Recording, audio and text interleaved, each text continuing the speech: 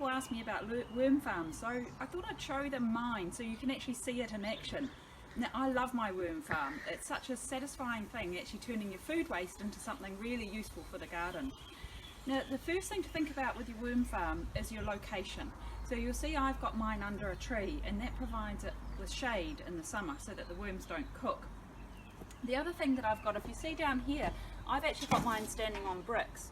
And the reason why is that when you actually turn this tap on, this is where your worm tea comes out. And so you want it to be able to go directly into your watering can. If you have a look at the worm farm, what it's got is several layers. So this is a WormsRUs worm farm, and it's fantastic, I love it. It's got a top layer, which is where you put the vegetables in, and the vegetable fruit peelings, and I'll show you that in a moment. It's got a layer down below, which is where the worms live initially, and they go up to eat, but this has got the castings, and when that's full you can use them in the garden. And then the bottom layer is where the worms shouldn't go, because that's where the worm tea goes that you can then use as a fertiliser on your garden. So the first thing is location. The second thing to think about is what you're going to feed your worms. So I'll show you the top layer here. So if you can come and have a look. There you go, and you'll see in the top layer I've got a mixture of fruit and vegetables, but I've also got some card there. So I'm going to put the same in. You can also use greens from your garden, so if you are trimming things in your garden you can put them in there. Be aware though, if you put seed heads in, the worms won't eat the seeds, so the seeds might come out in the castings and then go back into your garden. You can put some cooked food, but be careful with not too much cooked food, and I think keep it quite plain. So this is leftover rice, you can put that in there, but I wouldn't put dairy products or meat, anything too spicy or too much sauce in it. So keep it quite plain with cooked food.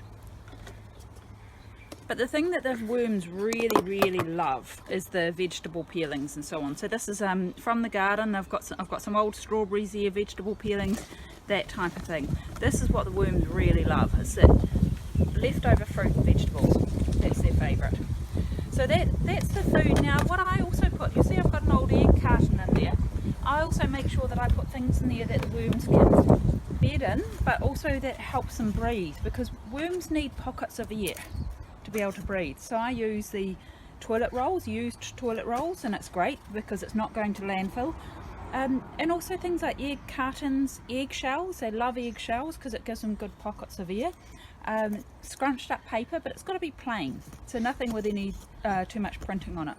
So you put that in there, and then the worms have got a great place to eat and sleep, and they can breathe well, and it's healthy. So that's the top bit, what you're going to feed them. Just put the lid back on there.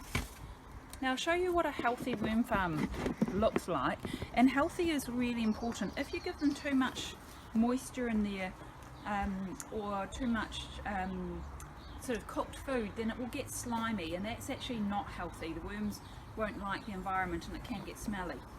A lot of people might actually be tempted to put their worm farm the bottom end of the garden, so it's far away, because they think that it will be smelly.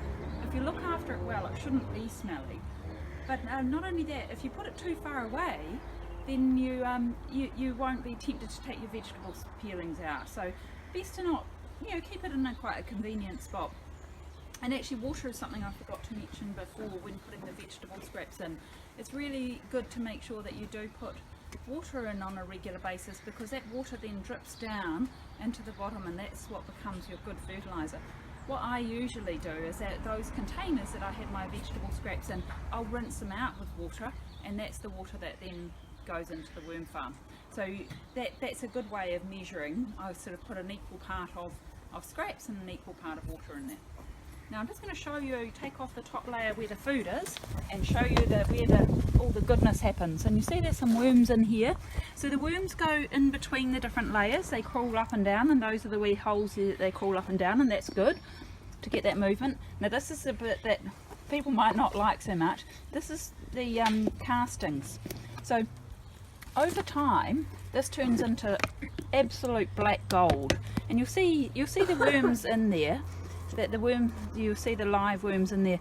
Now it can take about 6 to 8 months after you start a worm farm to get really good castings. These ones aren't completely finished yet. The worms haven't stopped eating all the food, so they're still going through it and they're travelling between the two.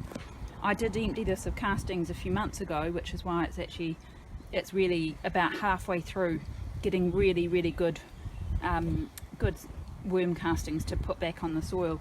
When this is completely black and flat, and when the worms are not active in it anymore, that's when it's ready to go out in the garden. So if you dig this over and it's got no sort of scraps of vegetables in there and there's no worms in there, then it's ready to go out in your garden. It's absolute gold to put at the bottom of any plants that you're planting, because it seeds lots of good nutrients in the soil. Now see if I can take this top lid off, and then you'll see the bottom bit where you don't usually go into this layer. This is a layer, a part that you wouldn't usually do, but this is where the worm tea is here. So you see this bucket here is there for the worms, in case the worms go through and get stuck, they can climb back up and they don't drown. But you usually wouldn't need to go in this area here. You'd usually just put that into the watering can. So that's the worm farm and how it all operates. Now the last thing really is just to tell you how to use the fertiliser. So what you do is, when you just pour it in there, and you see it's a brown colour. Dark brown is good because that means it's got lots of goodness in it for the garden, and you just dilute that. Now how much you dilute it is up to you really. I do probably about 1/10 fertiliser to water, but it depends how concentrated it is as well. So that's it. Now if you want any more information on your worm farms, go to urbanbounty.co.nz.